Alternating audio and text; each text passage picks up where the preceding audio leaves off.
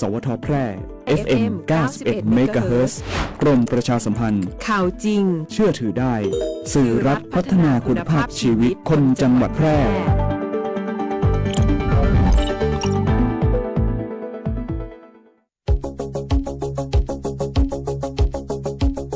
ข่าวสารฉับไวใกล้ตัวบริการทันใจร่วมแรงร่วมใจงานบ้านงานบุญประกวดราคาโปร่งใส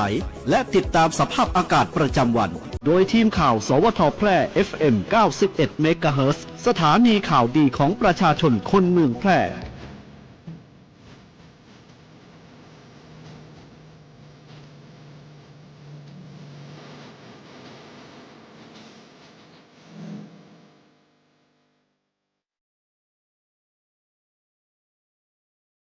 ครับ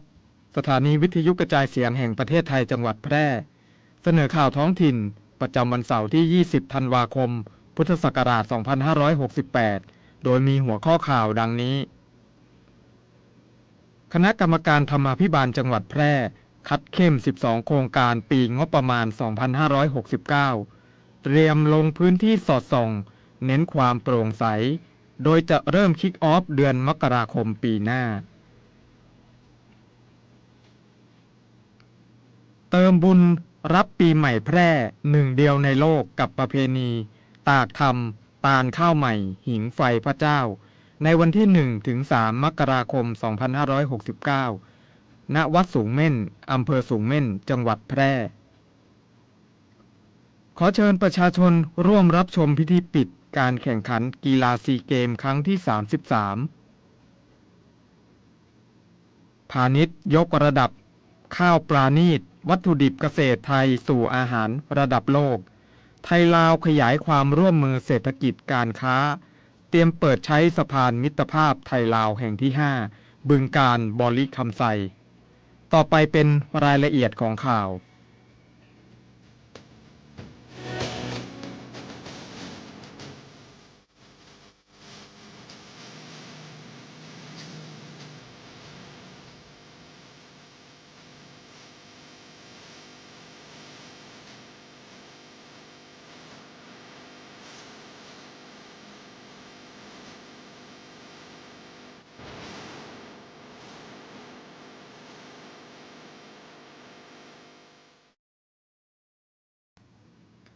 คณะกรรมการธรรมาภิบาลจังหวัดแพร่คัดเข้ม 12 โครงการปีงบประมาณ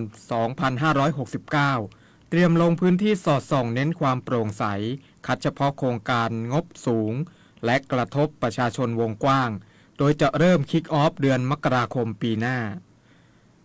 นางกอบเพชรหานพัฒนาพาณิชย์ผู้ตรวจราชการสำนักนายกรัฐมนตรีในฐานะประธานคณะกรรมการธรรมาภิบาลจังหวัดแพร่หรือกทจ.แพร่เป็นประธานการประชุมเพื่อคัดเลือกแผนงานโครงการสอดส่องประจำปีงบประมาณ 2569 โดยที่ประชุมได้พิจารณาคัดเลือกจาก 30 โครงการให้เหลือ 12 โครงการสำคัญเพื่อลงพื้นที่สอดส่องให้การดำเนินงานเป็นไปตามหลักธรรมาภิบาลหลักเกณฑ์การคัดเลือกเน้นโครงการที่มีงบประมาณสูงมีความเสี่ยงต่อความสำเร็จและส่งผลกระทบต่อประชาชนในวงกว้างเช่นโครงการก่อสร้างทางหลวงหมายเลข 103 สายล้องกวางงาวโครงการปรับปรุงทางหลวงสายแพร่แม่แขมและโครงการพัฒนาแหล่งท่องเที่ยวต่างๆโดยกทจ.แพร่จะเริ่มลงพื้นที่ติดตามตรวจสอบตั้งแต่เดือนมกราคม 2569 เป็นต้นไปเพื่อให้การดำเนินงานโปร่งใสและคุ้มค่าภาษีประชาชนมากที่สุด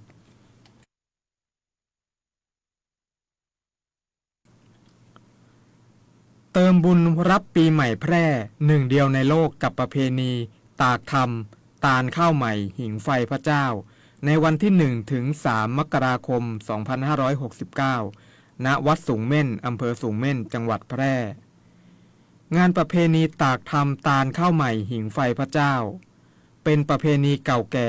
มีเพียงหนึ่งเดียวในประเทศไทยและแห่งเดียวในโลกที่วัดสูงเม่นอำเภอสูงเม่นจังหวัดแพร่โดยครูบากัญจนะอรัญญวาสีมหาเถรอดีตเจ้าอาวาสวัดสูงเม่น ได้ใช้วิธีเชิงประเพณีที่ประสานกับความศรัทธาเลื่อมใสในพระพุทธศาสนาของชาวล้านนาในเรื่องอานิสงส์การสร้างคัมภีร์ธรรมถวายวัดว่าด้วยการได้ฟังธรรมและสร้างคัมภีร์ธรรมถวายวัดถือเป็นกุศลอันยิ่งใหญ่โดยวัดสูงเม่นได้ขึ้นทะเบียนคัมภีร์ใบลานพระไตรปิฎกครูบากัญจนะอรัญญวาสีเป็นเอกสารมรดกความทรงจำแห่งโลกของประเทศไทยในส่วนท้องถิ่นจากคณะกรรมการแห่งชาติว่าด้วยการศึกษาวิทยาศาสตร์และวัฒนธรรมแห่งสหประชาชาติหรือยูเนสโกเมื่อปีพ.ศ. 2559 การตากธรรมเกิดขึ้นโดยดำริของครูบากัญจนะอรัญญวาสีที่เห็นความสำคัญของการรักษาคัมภีร์ธรรมจึงได้สร้างระบบประเพณีขึ้นมาเพื่อให้ศิษยานุศิษย์และอนุชนได้ร่วมกันเก็บรักษาคัมภีร์เหล่านั้นโดยใช้วิธีการถวายธรรมหรือการตานธรรมมาเป็นปฐมเหตุในการจัดประเพณีตากธรรมซึ่งจัดให้มีการคัดลอกการตรวจเช็คคัมภีร์ธรรมและการรักษาความสะอาดการนำคัมภีร์ธรรมมาตากแดดการแห่คัมภีร์ธรรมและการเก็บรักษาคัมภีร์ธรรมการตานข้าวใหม่เป็นประเพณีที่ปฏิบัติสืบต่อกันมาแต่โบราณชาวบ้านจะนำข้าวที่ได้จากการเก็บเกี่ยวช่วงต้นฤดูกาลเก็บเกี่ยวมานึ่งให้สุกเพื่อนำมาตักบาตรตานข้าวอุทิศให้บรรพบุรุษที่ล่วงลับไปแล้วและเป็นการขอขมาพระแม่โพธิ์ศพก่อนที่จะนำมารับประทานซึ่งปัจจุบันได้มีการนำข้าวใหม่มาประกอบอาหารเป็นข้าวหลามแล้วนำมาใส่บาตรการหิงไฟพระเจ้าเป็นการนำไม้ขนาดกว้าง1 นิ้วยาวประมาณ 40-50 นิ้วมาเหลาปลอกเปลือกแล้วทาสีเหลืองพอถึงวันพระก็นำไม้ไปประเคนพระประธานในโบสถ์แล้วนำไม้เหล่านั้นมารวมกันทำเป็นกระโจมไว้หน้าโบสถ์เพื่อทำพิธีจุดไฟซึ่งในอดีตพิธีนี้ปฏิบัติเพื่อให้ความอบอุ่นในฤดูหนาวแก่พระสงฆ์และผู้นำมาทำพิธีในวัดขอเชิญชวนประชาชนผู้สนใจเข้าร่วมงานประเพณีตากธรรมตาลข้าวใหม่หิงไฟพระเจ้าโดยมีกิจกรรมมากมายการแสดงศิลปะวัฒนธรรมวิถีล้านนาตลาดวัฒนธรรมสาธิตมรดกภูมิปัญญาท้องถิ่นเมืองแพร่มรดกธรรมมรดกโลกเพื่อเสริมสิริมงคลในชีวิตได้ทุกวันที่วัดสูงเม่นอำเภอสูงเม่นจังหวัดแพร่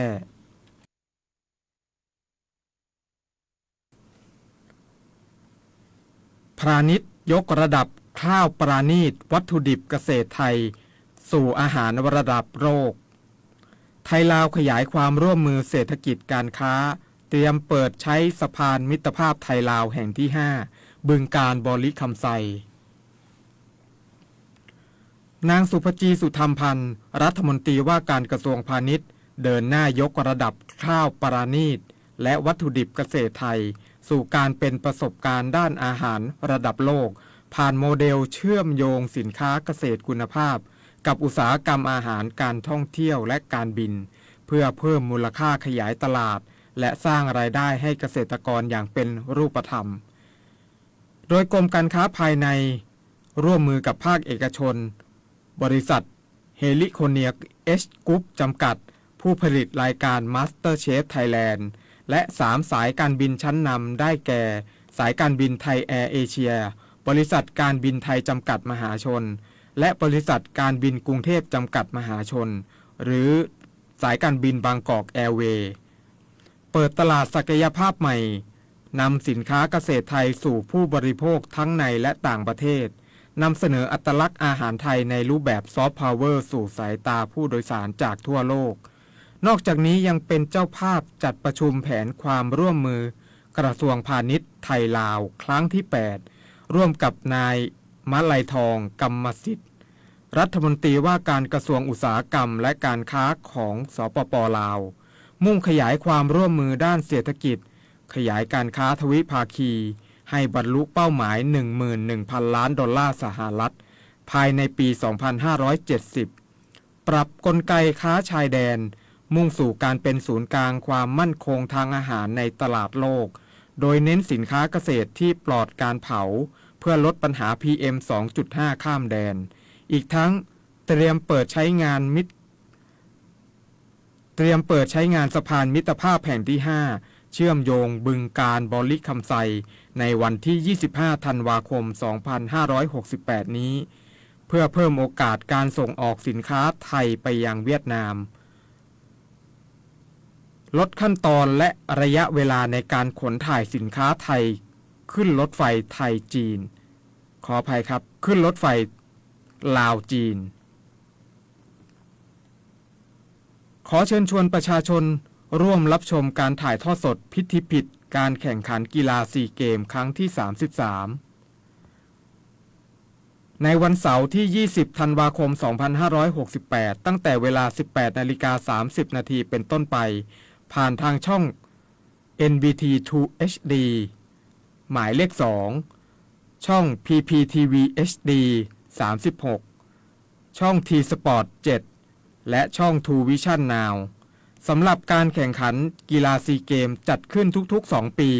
ในปีนี้ซีเกม 2025 จัดขึ้นเป็นครั้งที่ 33 โดยประเทศไทยเป็นเจ้าภาพในการจัดการแข่งขัน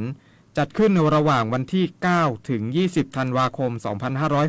2568 โดยมีการแข่งขัน 50 ชนิดกีฬามีการชิงเหรียญรางวัลรวม 574 เหรียญทองและอีก 2 ปีข้างหน้ากีฬาซีเกม 2027 ประเทศมาเลเซียจะเป็นเจ้าภาพในครั้งต่อไป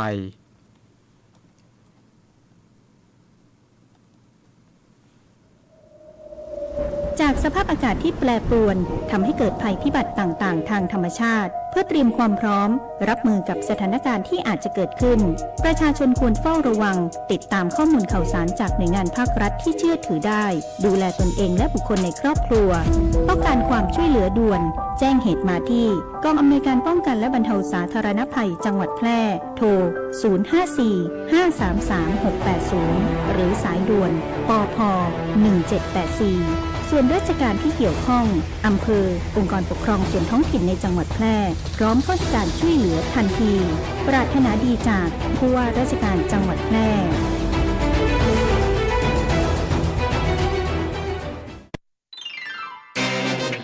กฎหมายง่ายจังแค่ฟังก็เข้าใจโดยสำนักงานกิจการยุติธรรมตอนทำร้ายบุพการีผิดกฎหมายป้าช่วยด้วยป้าช่วยด้วยช่วยด้วยไอ้ยาเกิดอะไรขึ้นนะมวยเห็นวิ่งตาตึงมาเชียวก็บ้านท้ายซอยเขาทะเลาะกันนะสิลูกชายเขาผลักแม่ก็ตกบันไดดังตุ๊บเลยตาช่วยไปห้ามหน่อยแล้วไปถ่ายทำลายแม่แบบนี้ไล่ยังไงเนี่ยไม่ไหวจริงๆนี่ลงจับปรับกังเข่าคุกไหลเลยนะโอ้ยป้าไปช่วยห้ามเขาก่อนแล้วค่อยมาอธิบายกฎหมายให้หนูก็ได้เฮ้ยไปช่วยกันหน่อยเร็วถูกต้องแล้วค่ะการที่ลูกทำร้ายแม่โดยผลักแม่ตกบันไดจนเป็นเหตุให้แม่เกิดอันตรายแก่ร่างกายหรือจิตใจถือเป็นความผิดกฎหมายมีโทษจำคุกไม่เกิน2 ปีหรือปรับเงินไม่เกิน 40,000 บาทหรือทั้งจำคุกทั้งปรับเงินนะคะและที่สำคัญพ่อแม่คือผู้มีพระคุณที่ทำให้เราได้เกิดมาเราต้องดูแลปรนนิบัติท่านมีอะไรก็คุยกันดีๆไม่ใช่ทำร้ายท่านแบบนี้นะคะหากสงสัยเรื่องกฎหมายหรือได้รับความไม่เป็นธรรมติดต่อสำนักงานยุติธรรมจังหวัดทั่วประเทศหรือโทรสายด่วนยุติธรรม1111กด77นะจะบอกให้เมืองแพร่สวรรค์ของล้านนาไทย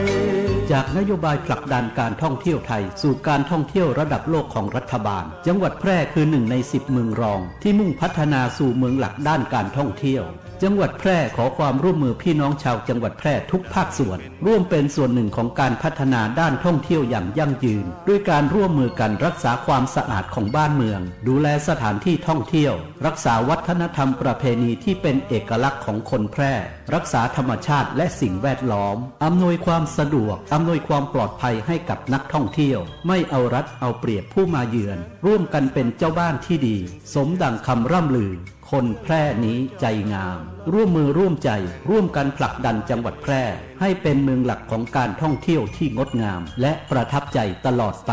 ด้วยความปรารถนาดีจากผู้ว่าราชการจังหวัดแพร่ชื่นเชยยอดชูผู้ชมติดตามพยากรณ์อากาศประจำวันจากสถานีอุตุนิยมวิทยาแพร่วันเสาร์ที่ 20 ธันวาคม พุทธศักราช 2568 ลักษณะอากาศทั่วไปของประเทศไทยภาคเหนือและภาคตะวันออกเฉียงเหนือมีอากาศเย็นถึงหนาวส่วนภาคกลางรวมทั้งกรุงเทพมหานครและปริมณฑลและภาคตะวันออกมีอากาศเย็นในตอนเช้าเนื่องจากมีลมตะวันตกเฉียงเหนือในระดับบนพัดปกคลุมประเทศไทยตอนบนประกอบกับบริเวณความกดอากาศสูงปกคลุมประเทศไทยตอนบนขอให้ประชาชนในบริเวณดังกล่าวดูแลรักษาสุขภาพเนื่องจากสภาพอากาศที่หนาวเย็นสำหรับภาคใต้มีฝนน้อยเนื่องจากมรสุมตะวันออกเฉียงเหนือที่พัดปกคลุมอ่าวไทยและภาคใต้มีกำลังอ่อนลงอ่าวไทยตอนล่างมีคลื่นสูงประมาณ 1-2 เมตรบริเวณที่มีฝนฟ้าคะนองคลื่นสูงมากกว่า2 เมตรขอให้ประชาชนบริเวณภาคใต้ตอนล่างระวังอันตรายจากฝนฟ้าคะนองส่วนชาวเรือบริเวณอ่าวไทยและทะเลอันดามันเดินเรือด้วยความระมัดระวังและหลีกเลี่ยงการเดินเรือในบริเวณที่มีฝนฟ้าคะนองฝุ่นละอองในระยะนี้ประเทศไทยตอนบนมีการสะสมของฝุ่นละอองหมอกควันอยู่ในเกณฑ์ปานกลางเนื่องจากมีการระบายอากาศอยู่ในเกณฑ์ปานกลางพยากรณ์อากาศบริเวณภาคเหนืออากาศเย็นถึงหนาวกับมีหมอกในตอนเช้าอุณหภูมิต่ำสุด 15-18 องศาเซลเซียสอุณหภูมิสูงสุด 28-34 องศาเซลเซียสบริเวณยอดดอยอากาศหนาวถึงหนาวจัดกับมีน้ำค้างแข็งบางพื้นที่อุณหภูมิต่ำสุด 4-12 องศาเซลเซียสลมตะวันออกเฉียงเหนือความเร็ว 10-15 กิโลเมตรต่อชั่วโมงพยากรณ์อากาศบริเวณจังหวัดแพร่อากาศเย็นกับมีหมอกในตอนเช้าทัศนวิสัย100 เมตรถึง 10 กิโลเมตรลมตะวันออกเฉียงเหนือความเร็ว 10-15 กิโลเมตรต่อชั่วโมงอุณหภูมิสูงสุดที่สถานีอุตุนิยมวิทยาแพร่เมื่อวานนี้วัดได้ 31.6 องศาเซลเซียสอุณหภูมิต่ำสุดที่สถานีอุตุนิยมวิทยาแพร่เมื่อเช้านี้วัดได้ 16.9 องศาเซลเซียสคาดว่าอุณหภูมิสูงสุดบ่ายวันนี้ประมาณ 32 องศาเซลเซียสคาดว่าอุณหภูมิต่ำสุดเช้าพรุ่งนี้ประมาณ 17 องศาเซลเซียสบริเวณยอดดอยอากาศหนาวถึงหนาวจัดอุณหภูมิต่ำสุด 11 องศาเซลเซียสวันนี้ดวงอาทิตย์ตกเวลา 17:48 นาทีวันพรุ่งนี้ดวงอาทิตย์ขึ้นเวลา 6:46 นาทีจบการเสนอข่าวท้องถิ่นพระสถิตอยู่ในใจตราบนิรันดร์น้อมสำนึกในพระมหากรุณาธิคุณเป็นล้นพ้นอันหาที่สุดมิได้ข้าพระพุทธเจ้าข้าราชการและเจ้าหน้าที่สถานีวิทยุกระจายเสียงแห่งประเทศไทยจังหวัดแพร่พรชัยเอี่ยมนุ้ยอ่าน